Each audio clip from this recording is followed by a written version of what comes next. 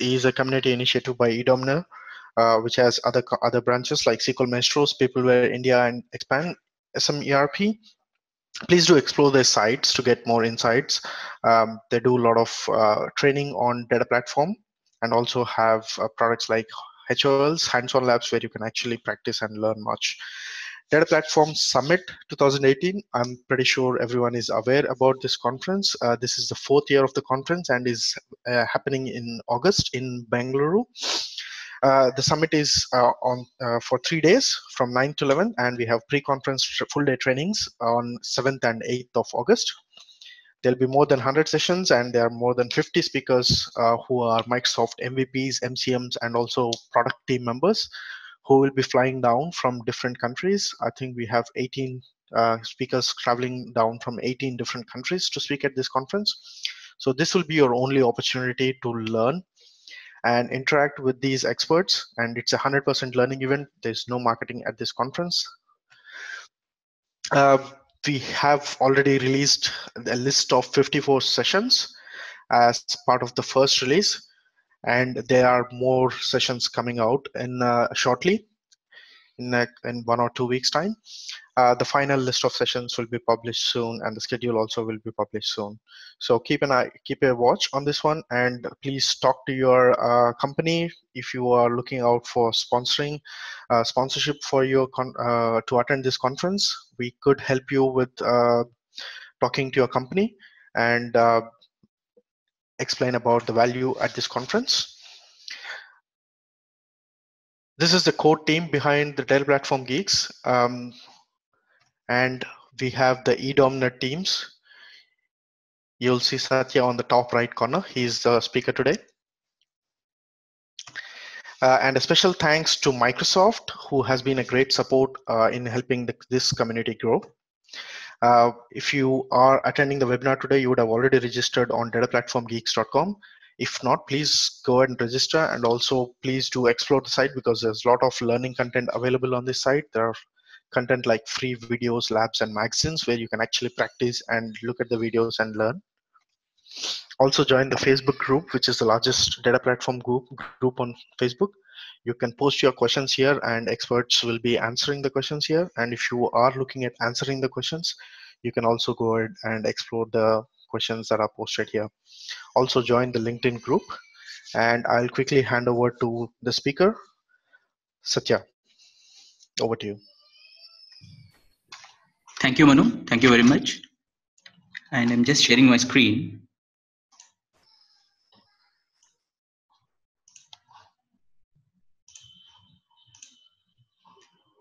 So is my screen visible? Yes, we can see it, Satya. Yes. Thank you very much, Manu. I'm very excited to be presenting here at Data Platform Geeks, my first webinar. Last Saturday, I have delivered my first session in Microsoft Bangalore. Same session again. And this time I'm delivering my first webinar. So let's start with this. And today we are going to discuss about SQL Server indexes. And this is going to be a very basic session. So I want to set up expectations very clear. So this is a level 100 session targeted towards the beginners. So if you already know basics about clustered indexes and non-clustered indexes and few things around covering index and things like fragmentation and fail factors, it's a basic session. If you already know those things, then you feel a bit bored. But for others who are beginning their career with SQL Server session and they want to learn these things, and it will be a very interesting session for them. And before going forward, I just wanted to make one more thing very clear. So we are covering clustered index here, and that is row store, non-clustered index row store, and covering index, fragmentation, and fill factor. So what we are not going to cover is few things which are there in the bottom. So column store indexes and XML, few things like that we are not going to cover. So everything is clear now. So I'm going to start with indexes. So a basic definition of index is index will help us in reaching to the data faster in SQL Server. So it's like a book. We have an index in the first page, and if you want to navigate to any chapter or any particular topic, we have index on the first page. So by using the index on the first page, you can easily navigate to the page you want to C. So that is how exactly here in SQL Server also index works. Index will help you in reaching to the data faster. Normally over internet will read about index will improve reading performance. It's right, but it's not directly. It will help you in reaching to the data faster. Then once you reach to the data faster, you can obviously read data faster. So that's how index will help. The basic index is, I hope it's clear. So if I am audible and my voice is very clear, so please put S in the chat window. I just wanted to make sure. Sorry. Yes, it's going fine. So if I'm any point of time, if I'm going fast or I'm not audible, you just ping in chat window, I'll correct myself. So I hope index definition is very clear. And in SQL Server, traditionally we have two types of indexes. One is clustered index, the other one is non-clustered index. So we all know that clustered index and non-clustered index stores data in B-tree format.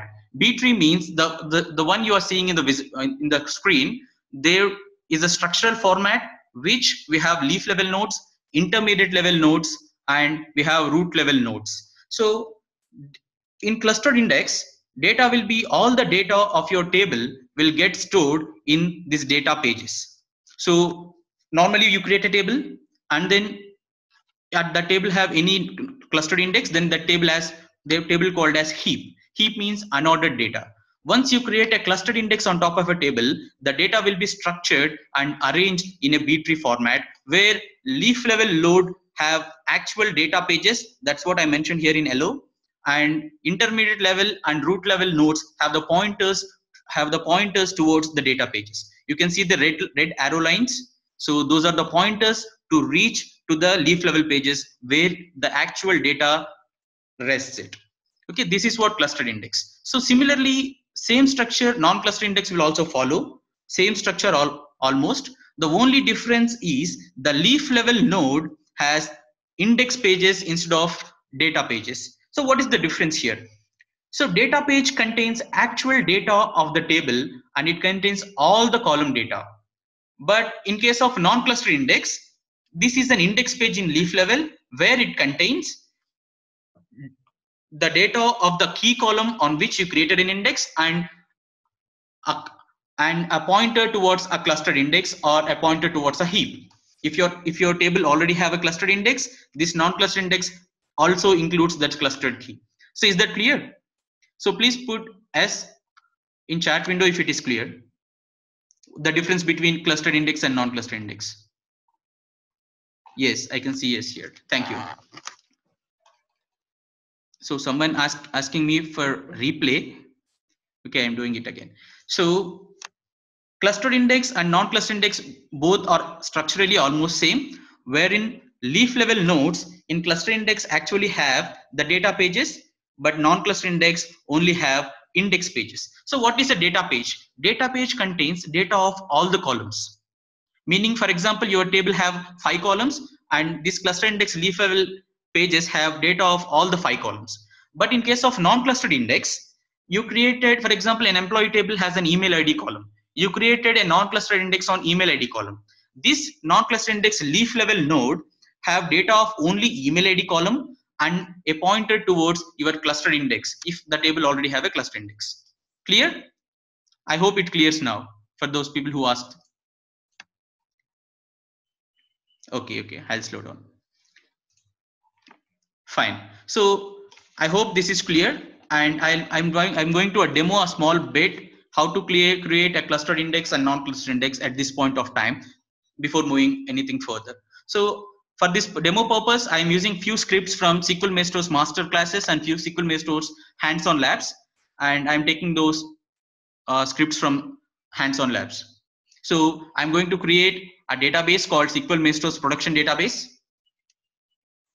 My database is ready and I'm going to use the database now. Yes. So I'll create a table and this table have 4 columns. If you see, I'm creating a table with 4 columns. Ready? And now I'm inserting some 1000 rows into my table. So this is a loop which will insert random data, and if reaches more than one or two, so actually basically it will insert 1000 rows into my table. Voice was down and we are not able to see, see Yes. the screen. Now? Can you start sharing it? Yes. I think some internet issue, so I'm disconnected. I'm resharing my screen again.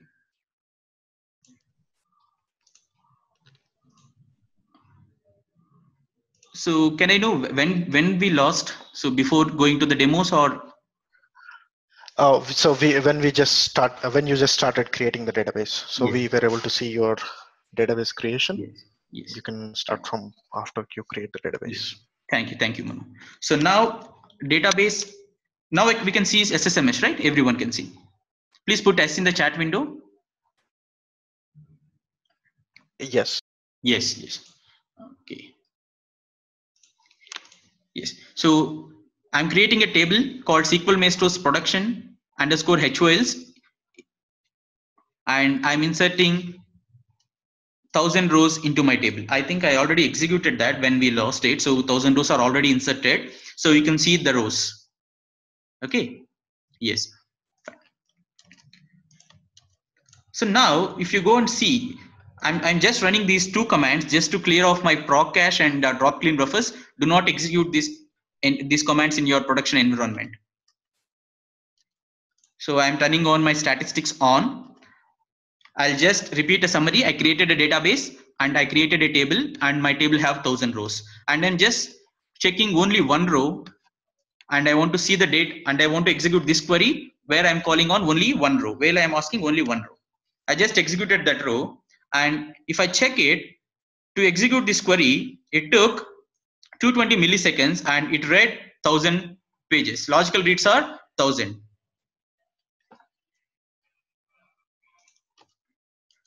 So I just got a feedback to slow down. I'm slowing down now. So I'm executing a query now. So before executing this query, I'll just turn on actual execution plan. I'll include this one and I'll execute this. So if you see, there are 1000 logical reads just to read only one row. And if you see the execution plan, you can see a table scan.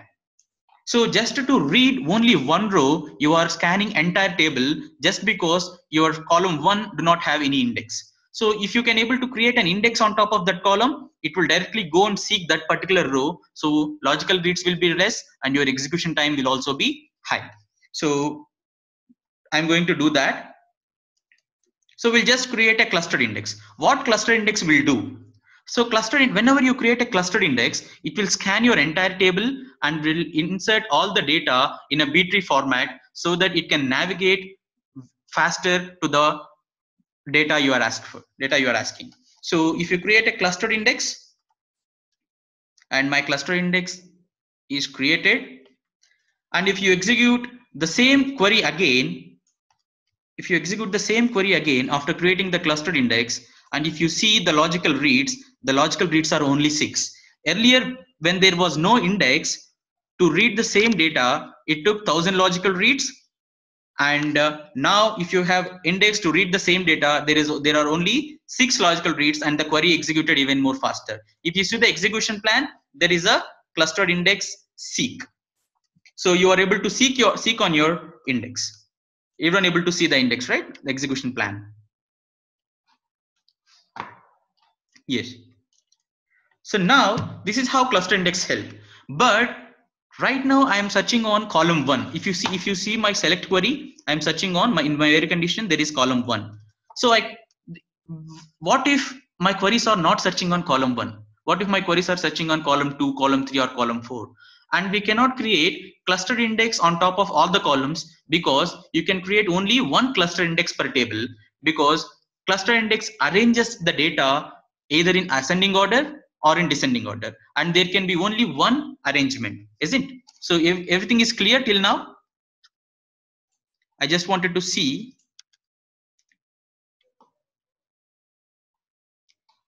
Yes. Okay. Yes, fine. I'm continuing now. So someone gave me again, I'm going a bit fast. I'll slow down again. So whenever you create a clustered index, the data in your cluster index will be arranged either in ascending order or in descending order. So you can arrange the table data only in one way. That's why a table have only one cluster index. Right now, I'm searching on column 1 and my column 1 have clustered index. So my queries are running fast. What if I'm not searching on column 1? What if I'm searching on column 4? If you see this statement, same query, but column is different. I'm searching on column 4. If you execute this particular query, and if you see the execution plan, you are doing entire scan again.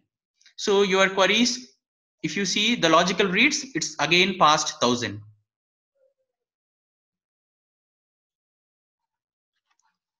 Am I audible?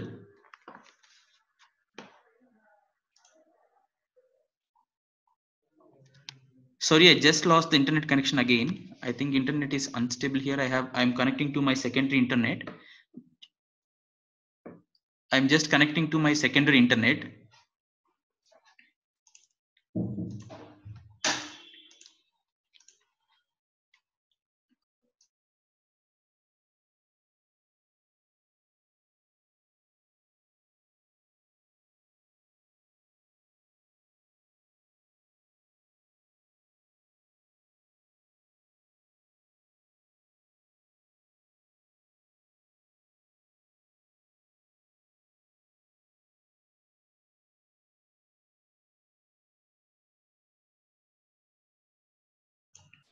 Am I audible?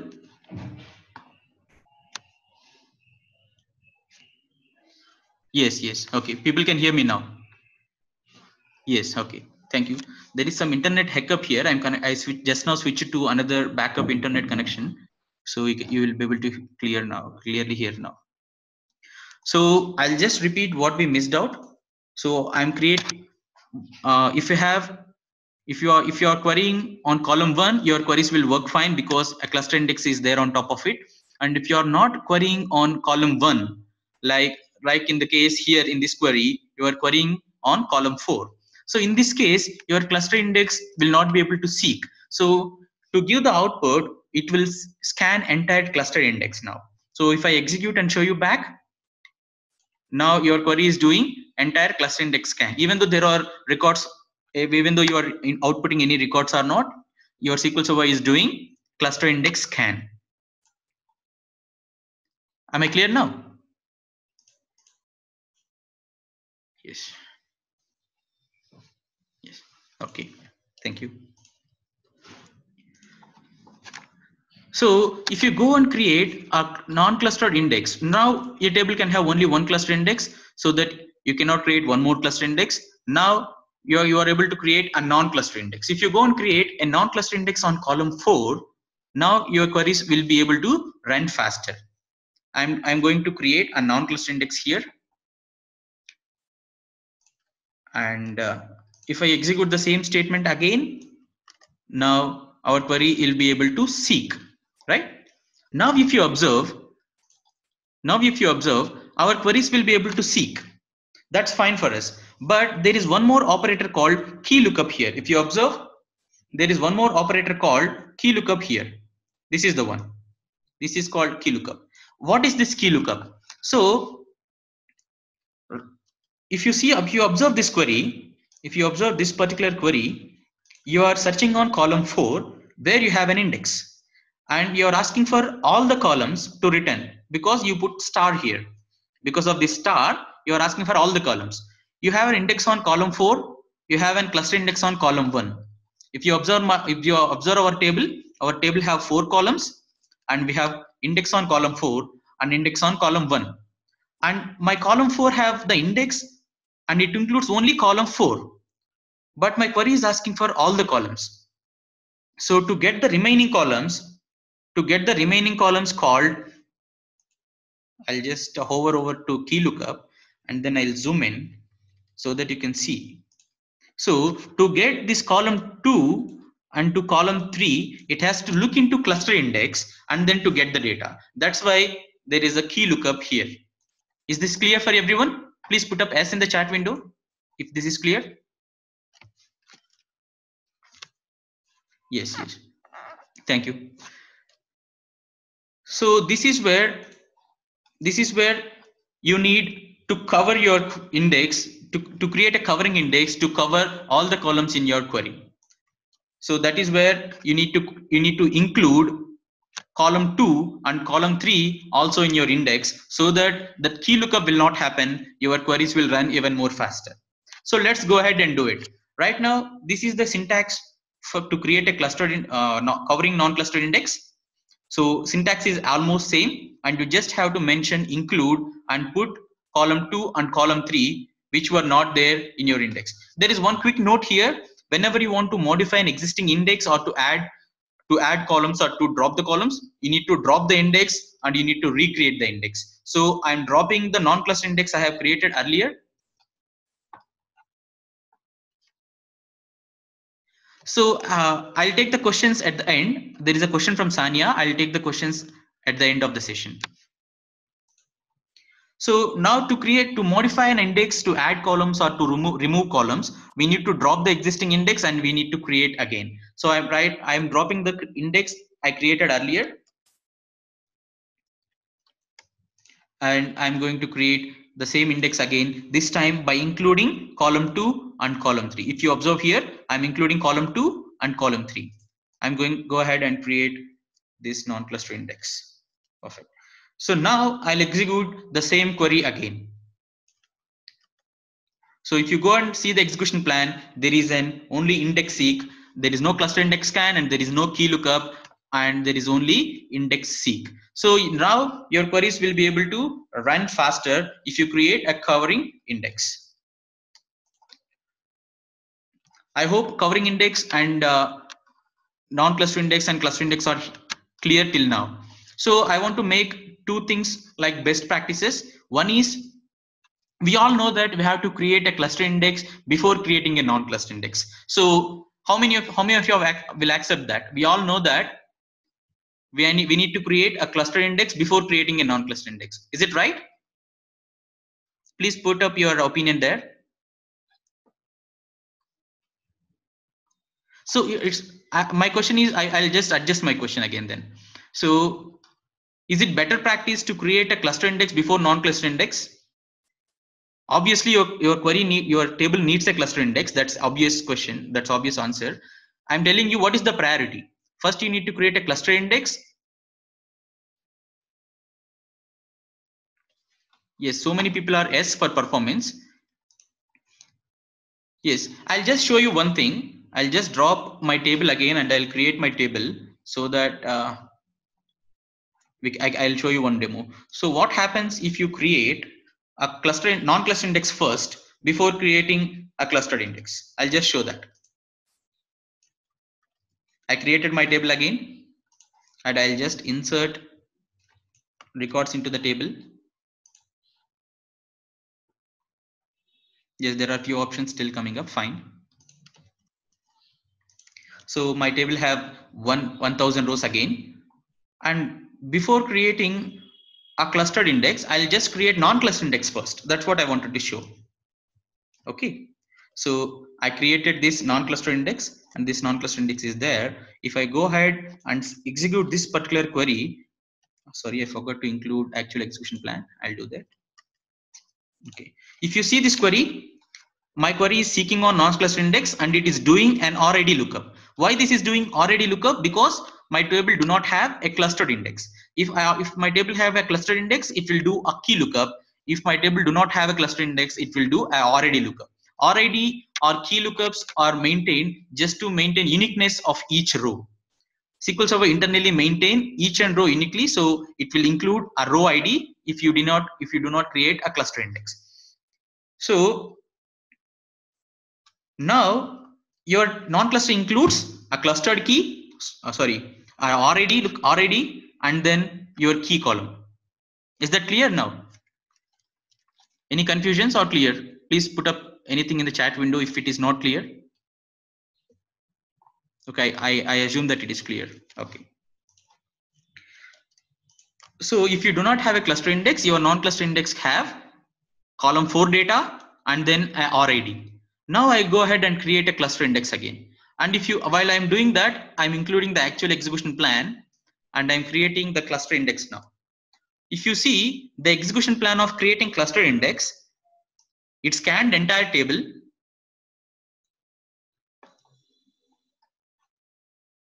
Can you hear me? Please put up S in the chat window if you can able to hear me. I thought, yes, fine.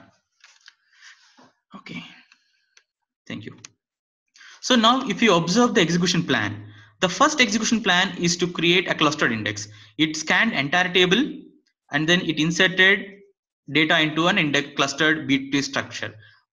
Observe that it also modified non-clustered index we created again to just include this key column instead of that RID. So if you create a non-cluster index first and then cluster index later, this cluster index has to do an extra work to modify all the non-cluster indexes to include this clustered key. Is that clear? If your table have more number of non-cluster indexes, then this cost will grow more. So this is why we need to create a cluster index first and then non-cluster indexes later, because if you observe here, out of 100%, 16% cost is to just to modify one non-cluster index to include the clustered key. Is that clear now? This is why we need to create cluster index first and non-cluster index later. I hope I am clear now. Please put up S in the chat window if I am clear.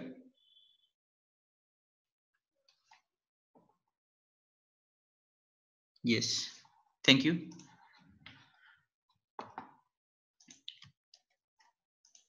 So this is all about clustered index, non-clustered index, and covering index. So this is how we'll improve performance by creating an index. So if you have already seen how many logical reads we have reduced and how much time it was, how much faster it ran when you created index and help your queries to run faster. This is how SQL Server works when you create an index. So I hope this thing clear. Before moving into fragmentation and fill factor, if you have any questions regarding this cluster index, you can ask me.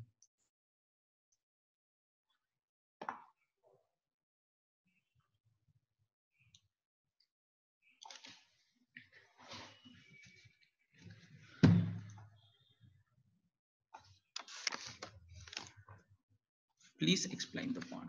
The same.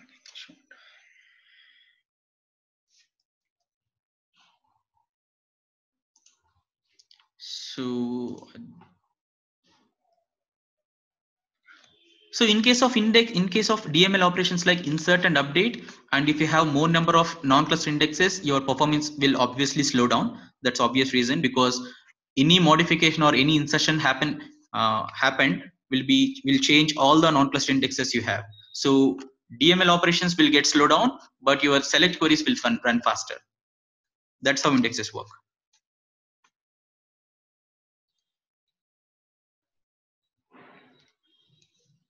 Yes, you can create cluster index with multiple columns. That is also there possible. That is called as a composite index. So whenever you are going to do a massive DML operations, you need normally people do drop indexes, and after the big copy or bulk inserts, then only they'll recreate indexes again. That's the normal best practice.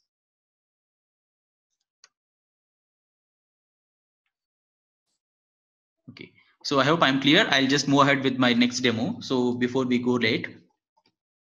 So next thing I'm going to cover according to our agenda is fragmentation and fill factor. Surendra has another question. So Surendra, I'll take all the questions at the end of the session. I'll just continue with the rest of the demos and I'll take questions at the end. Thank you.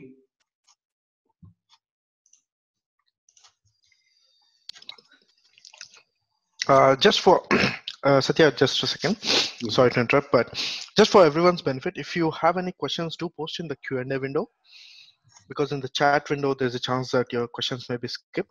So put it in the Q&A panel, and at the end, Satya will be able to take up those questions and answer them. But if you're asking something related to the topic which Satya is talking right now, please do put some detail in the question when you're asking it. Thanks.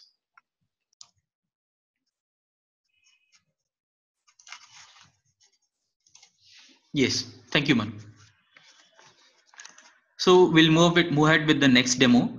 So I'm demoing a fragmentation thing now. So for this purpose, I'm using tempdb because I'll run a while loop later, which will increase the file size. So I want to use tempdb so that I can restart later. So I'm using the tempdb now. I'll just create a table, and I'm creating a clustered index on column 1. If you see this table, again, this is an extract from master class. So I'm just demoing that here again. So if you see this table, we have column 1, which is of unique identifier data type, and there is a default constraint on top of it. By that, it will insert a new ID. New ID is a system function which will insert a hexadecimal number randomly.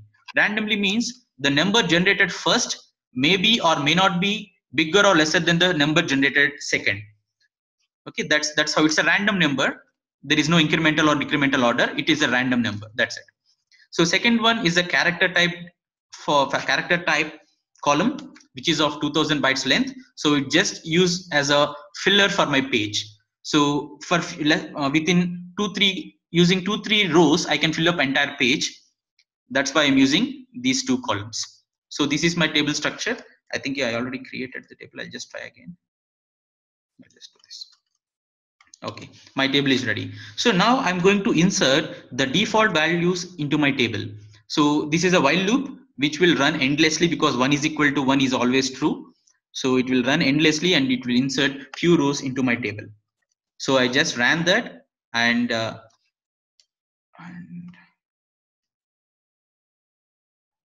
just ran and my stacked up. Sorry, it's hanged up.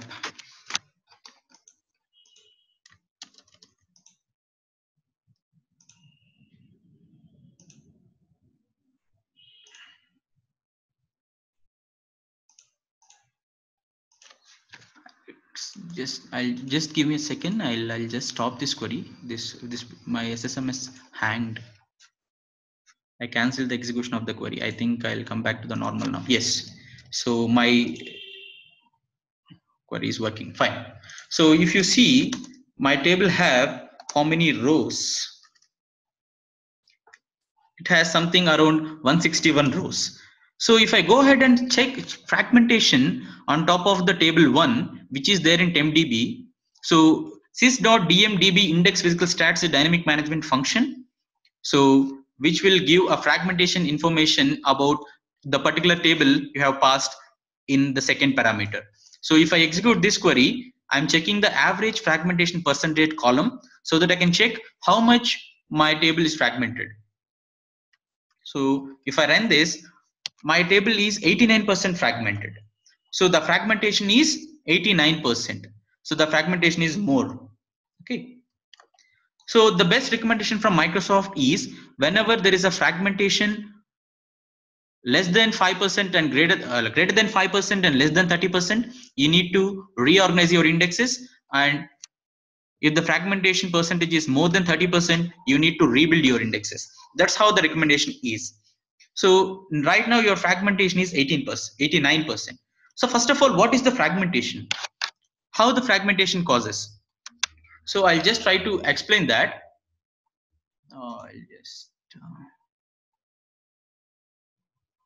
So for example, I'll just take a paint. In the paint board, for example, you see this is your cluster index pages. Think like these are intermediate level, and right now I'm drawing the leaf level pages. Okay. Think like this. This is your cluster index structure. And for example, your cluster index is there on name column, first name column. And this is the page where it contains all the names starting with A. And this is the page where the names all starting with B. And this is the page where the names all starting with C. And your index is already filled up and it is tightly packed. This page is full. It is 8 KB full, and this page is also full, and this page is also full. All 3 pages are full now. Now comes a new insert which tried to insert a name starting with A, first name starting with A. So it has to go into this page, right? It has to go into this page. But this page does not have enough space to fit into that particular row cannot able to fit into this particular page because the space is not available. But it has to be there in order to follow ascending order or descending order or whatever the physical order we mentioned.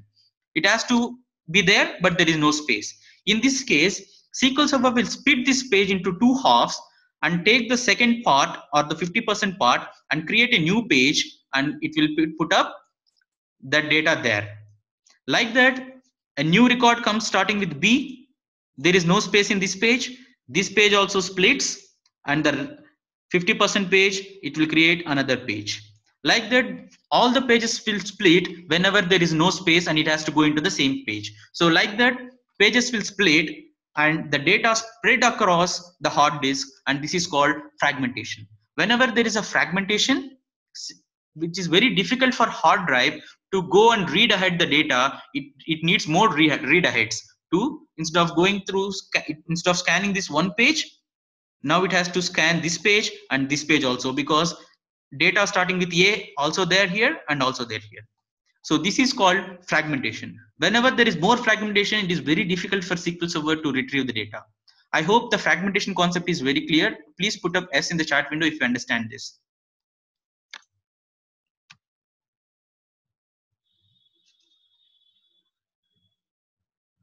Okay. Thank you very much. So I hope this fragmentation concept is very clear. So this, whenever SQL Server is splitting the page, this is called page splits. So whenever there are more page splits, there is more fragmentation.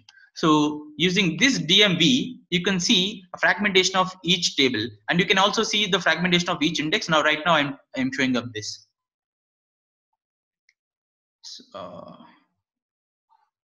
So right now my fragmentation is 89%. So as per Microsoft recommendation, whenever there is a fragmentation more than 30%, you just need to rebuild your index. Rebuilding index will just drop the existing index and create the index again. So that is how it works. So if you go ahead right now, because my fragmentation is more than 30%, I'm just going ahead and rebuilding the index.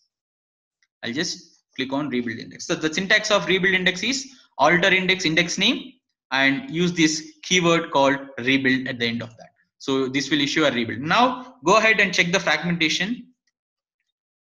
It is 0% now. Sometimes it's close to 2%, 3%. That's fine. Whenever the fragmentation is less than 35%, whenever the fragmentation is less than 5%, you don't need to bother. Right now it is 0. We don't need to bother at all. So this is how you need to reorganize or rebuild index. So this is a continuous job. This is a continuous job. You need to check for fragmentation in frequent time periods, and depending upon the fragmentation percentage, you have to go ahead with reorganize or rebuild. So this fragmentation is causing because there is no space in the page first place, right? This page is tightly packed. That's why this fragmentation happened. What if there is some space exist here? What if some empty space exists here? Then the new record can go into that empty space, and there are less chances for space splits. If there are less chances for space splits, then there is less fragmentation. Is it? So I hope this concept is also very clear.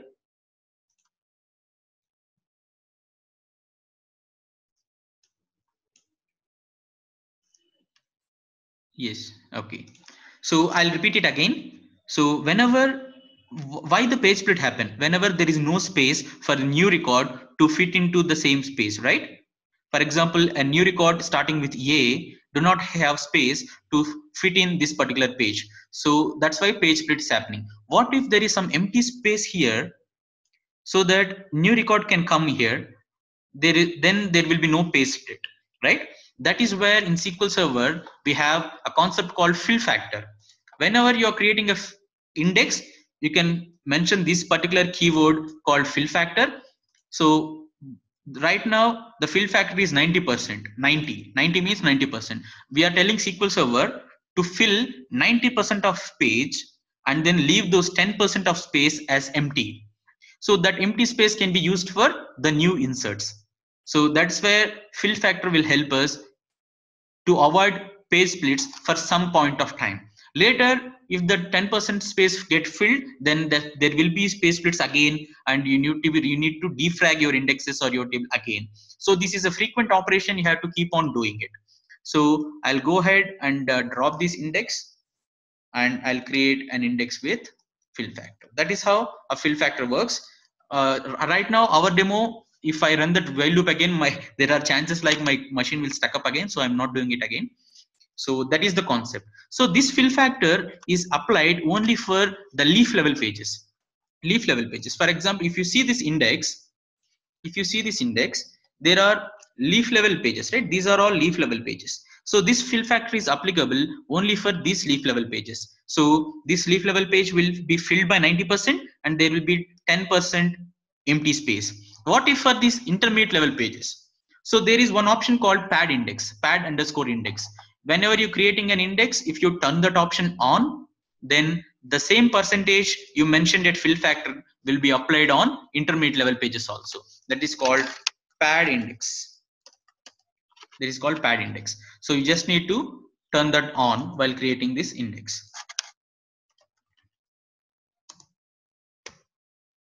So this is how you turn on pad index on to create an index. So I hope everything is clear. So we covered all the indexes, basic cluster index, non-cluster index, and covering index. And we also covered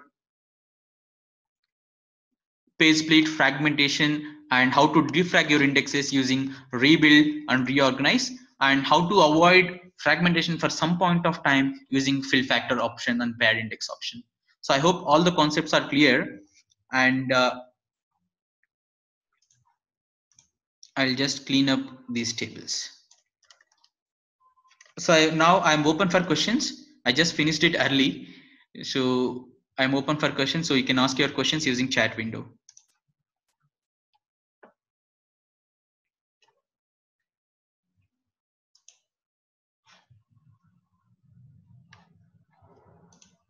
So there are few questions in chat window. Venumado Perumal asked for performance point, which is better, RAD lookup or Q lookup? So both are almost same. Venumado, both are almost same, because you have to, SQL Server has to do lookup based on RAD lookup or Q lookup. Both are same for SQL Server.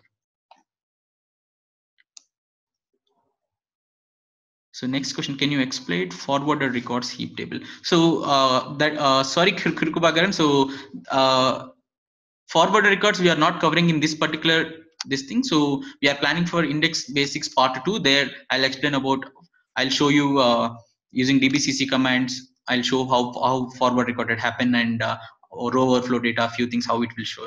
I'll tell about that time.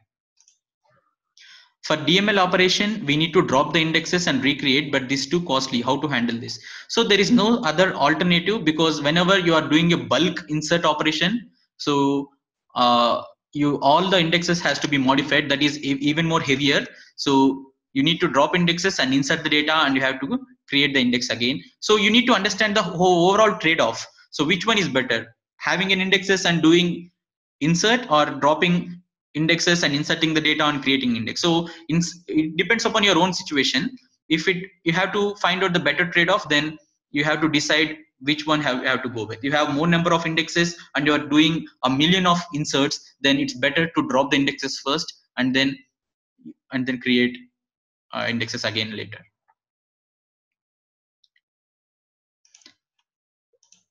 Sometimes fragmentation, rebuild or reorganize not affect. Why? Because that contains below 1000 pages. So whenever the index size is low, it doesn't matter to rebuild or reorganize your indexes. There is one best recommendation from Microsoft. So you don't need to bother whenever the index size is very less.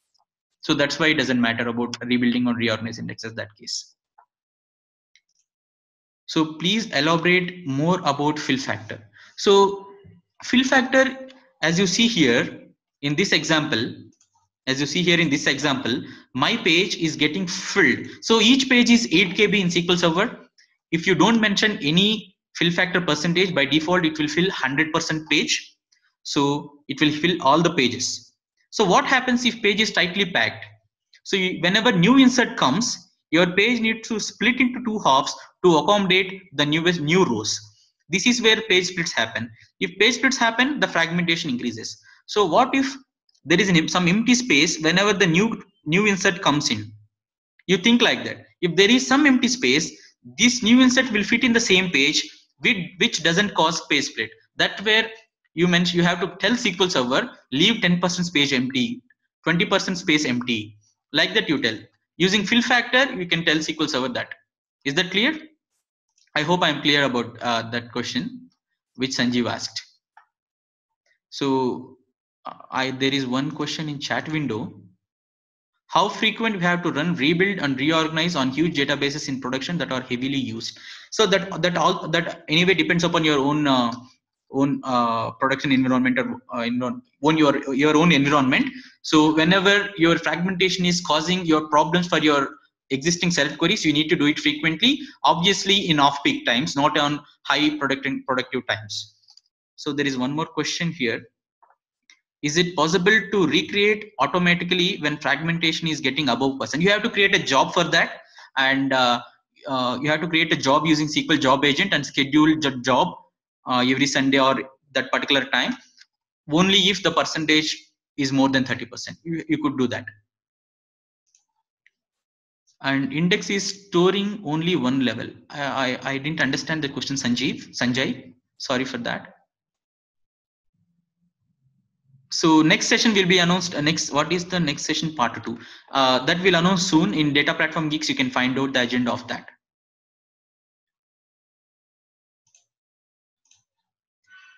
So how to see whether page is filled by 100% or less than 100%? That I'm not sure. I would like to take help of Manu here for that particular question. All right. The question is how to see whether page is filled 100% or less than 100%. If you want to go to each and every page level and look at that, that's not ideal, but roughly you can estimate it. How you can estimate is based on if you have fixed length columns in your table, you can find out what is the length of each row, right? And see how many rows would fit in a single page. So if say, for example, the pages are 8 KB, right? 8 KB size. There is a header space that is reserved, and then you can use up to 8096, I think 8012 or 8096 roughly, bytes in a page. In that, say if your row size is 1 KB, you can fit up to 8 rows in that page, right? But there will be some empty space left, like 6 KB or 10 KB or whatever it is. You'll not be able to use that. So you can, it's not like exactly you can fill 100%, but if you check the index details, you can see what is the fill factor of the index. So when you create the index, at that point of time, it will leave that percentage. So if you create the index with 90% fill factor, 10% of the space is left for future records to be inserted. And when you see page splits happening, and if you see pages which are like, when you see the index fragmentation increasing, that means there are page splits and the data is actually moving into 2 pages, like 50% of the data is moved into 1 page and the 50% into the new page, which is just got created, and the rest of the 50% is free. That means to read one page, just more than 1 page of data, SQL Server actually has to read the whole 2 pages. So that's where fragmentation will create problems with your performance. Fragmentation is an indicator which will tell you that your page is not filled correctly. And if you're closer to 0% fragmentation, that means your pages are 100% filled. So that's an indication, but you can't exactly say it. You can go and see at each page, like by running dbcc page command, which is undocumented. There are more resources, and that's a more level 400 and 500 session that will cover those things. Thank you. Thank you. Hope I have answered.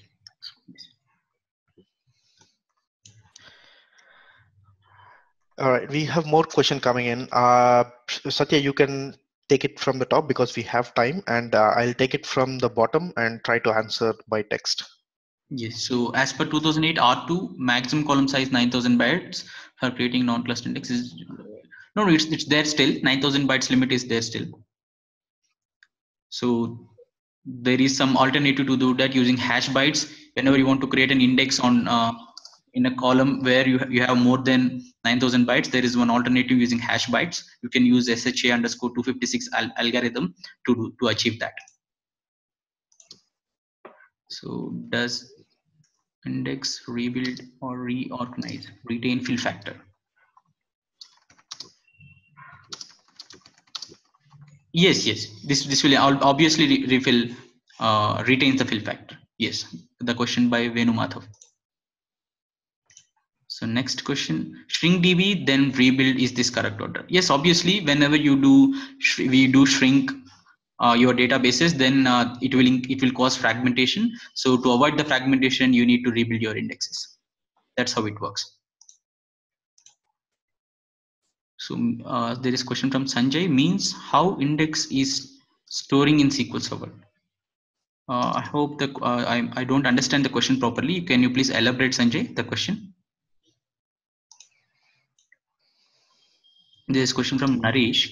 Is a cluster index automatically created for table primary keys?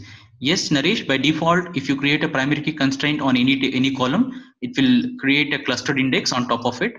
So if you want to create a cluster index on other column other than primary key, you can do that. You could, whenever you're creating a table, when mentioning the primary key, you can mention primary key non-clustered. So that will create a non-clustered instead of clustered on primary key. That you can do.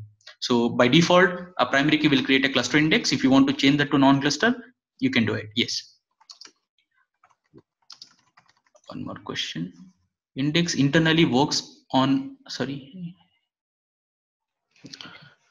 So creating. Yeah, I have answered it live on the text. Yeah. Yes. Creating cluster index or non-clustered is applica or performance degrade. No, actually, normally indexes will help you improve the performance. Application performance you are asking about, Kribakaran?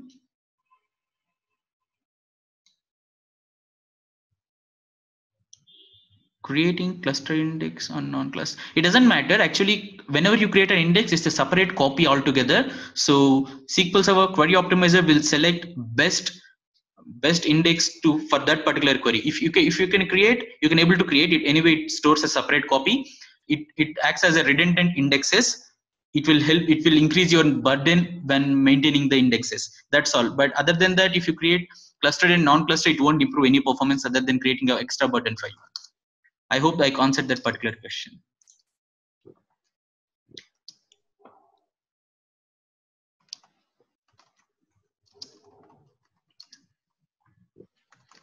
So for the question Sanya asked, data page is 8 KB. Yes, the data page is 8 KB. So there are so many types of page types exist in SQL Server like GAM, SCAM, IAM page, data page like that. So each page has their own storage capacities and own own responsibilities. So just to add the context on that, so before I answered a question for Sanya, the question was, are the GAM and SGAM pages are also 8 KB pages? And yes, they are of the same size, but they are not data. I mean, for SQL Server, they are still like pages, and then each page header defines whether it's a GAM page, whether it's a SGAM page, and each page holds different kinds of data. Like GAM page holds the allocation mapping data, SGAM holds the allocation mapping for the shade extents. So that information is in page. So it's for SQL Server, it's still data. And when it sees, it uses GAM pages to actually find the page where the data is there and which object has been allocated that particular page. So that's how SQL Server navigates through pages, but all of them are 8 KB pages. There are some special pages which are more than 8 KB, and they are actually saved on the disk, and when it reads, it gets into the memory. So the question from Sanjay, means how index storing in database like B-Treat is exactly 3 level. So it doesn't, I think you are referring to the slide I mentioned. It's not exactly 3 structure. It depends upon number of leaf level pages you have. For example, each page can hold up to 8 KB pages. If, for example, you have 1000 leaf level pages, then there represents number of intermediate level pages to hold the data about these 1000 leaf level pages. Like that, it has to end with the one node on the top. There may be multiple intermediate level nodes, but there is only one leaf level node. I hope that answers the question.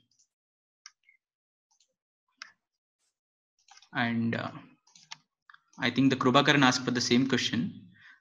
So if you create a cluster index and non-cluster index of the same column, even maintenance cost will increase. That's how it happens. Performance, there is no matter, because SQL Server obviously use only one index at a time. So it will obviously use the cluster index for better performance. If it depends upon the where condition column you are asking for, and it will only increase your maintenance cost. It won't improve performance if you have an index on same column. Multiple indexes on the same column. Right. Just to add on to that, there may be performance degradation in terms of inserting data into the index, because it has to insert into the index page as well. Yes.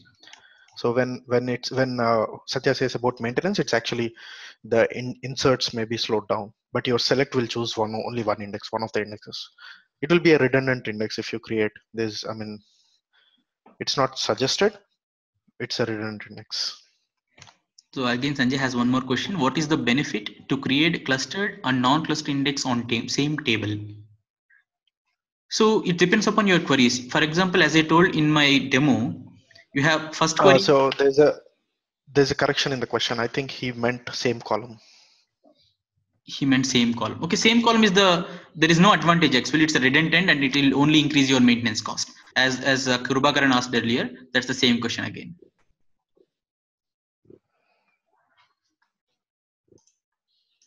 There is no use actually. Can you explain pad index one more time? Actually, we closed Mallikarjuna. Sorry for that. You're almost closed. Actually, pad index is the limitation which will apply on intermediate level pages. It's same kind of a fill factor on intermediate level pages. That simply I can say like that. Pad index. And Mallikarjuna Rao, this session is recorded, so you can go back and view the webinar again. And if you do have any questions, you can post. You can reach out to Satya directly, or you can actually post the questions on Facebook as well. Yes, so if you want to reach out to me, then I didn't mention anything. I'll just put up my email ID in chat window so that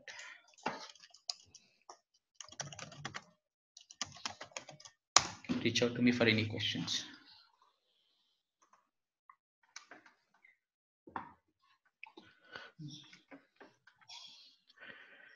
So it seems like there are no more questions. So Krubakaran will share the link. You can check SQL Server Geeks channel in YouTube, so that the recording will be available there very soon. The next section will be on next Thursday. For Kumaraswamy.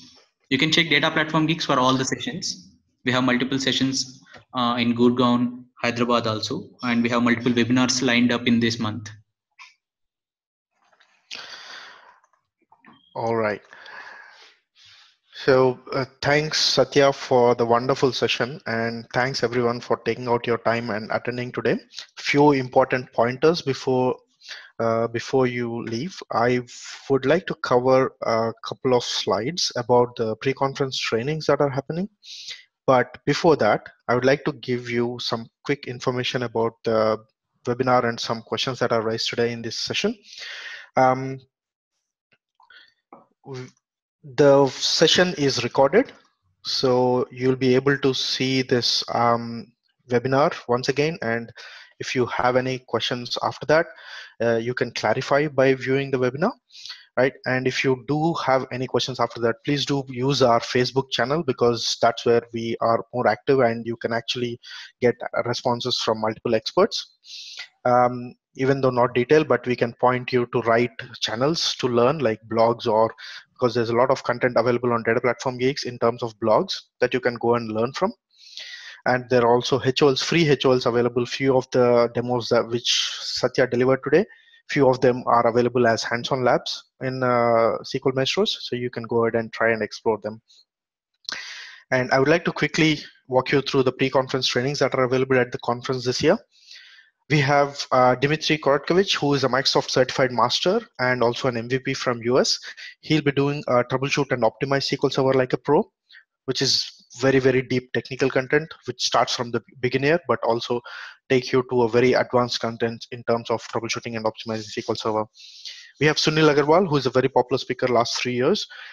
He is doing a full day training this year, and it's on how to migrate your databases from databases into Azure, both SQL DB as well as managed instance. We have Power BI expert and data platform MVP from New Zealand, Reza Rad, who will be doing a full day training on Power BI from rookie to rockstar. Dr. Leila Etati, data scientist and MVP from New Zealand. She is doing 2 pre-conference. The first day, it's on leading edge data science with Microsoft tools. Andrew Leonard, a world-renowned BI and SSIS expert. He'll be doing a full day of intelligent data integration with SSIS and Azure Data Factory. Andy has done a webinar last week. His recording will be available, so you can go and explore it. Madan Gajendran and his team, the Cosmos DB team, will be doing a full day workshop on Cosmos DB. The second pre-con, again by Dr. Leila Etati, is building intelligence applications using the Microsoft AI platform. Steph Locke, who is a data scientist and also an MVP from UK. If you're really serious about learning data science by using R, this is a full day training for you. We have Sanjay Mishra, the Data Cat team. He and his team will be delivering a full day training on how to build a scalable data architecture in Azure. Joey and Denny Sherry are very popular speakers for our conferences for the past 3 years. They are coming back again. Joey is delivering a full day training on Linux for the SQL Server DBAs. Peter Myers, who has been a very popular speaker last year, he'll be doing a full day training on Zero to Analysis Services, which will be covering both multidimensional and tabular modeling, and also covering some of the Azure Analysis Services bit. We have Denny Cherry, who will be doing a full day training on high availability and disaster recovery, both SQL Server and Azure, with hybrid always on solutions. So as I've mentioned at the beginning of this session, if you need any help to talk to your company to help you with sponsoring for this conference and to help you attending the pre-conference trainings that will help you learn and use them back or train your team at your company, please do contact us. You can write to us contact@tps10.com, or there are direct numbers. As this webinar is recorded, you can go back at any time and view at these slides to help you with that. But tps10.com also has all the resources and all the details available about the conference. And DataPlatformGeeks.com has updates about all the events that are happening. So please do register, and we'll be sending out EDMs that will contain information about what's happening, and will keep you up to date. Thank you everyone for taking out your time today. That brings us to the end of the webinar. Have a good day, everyone.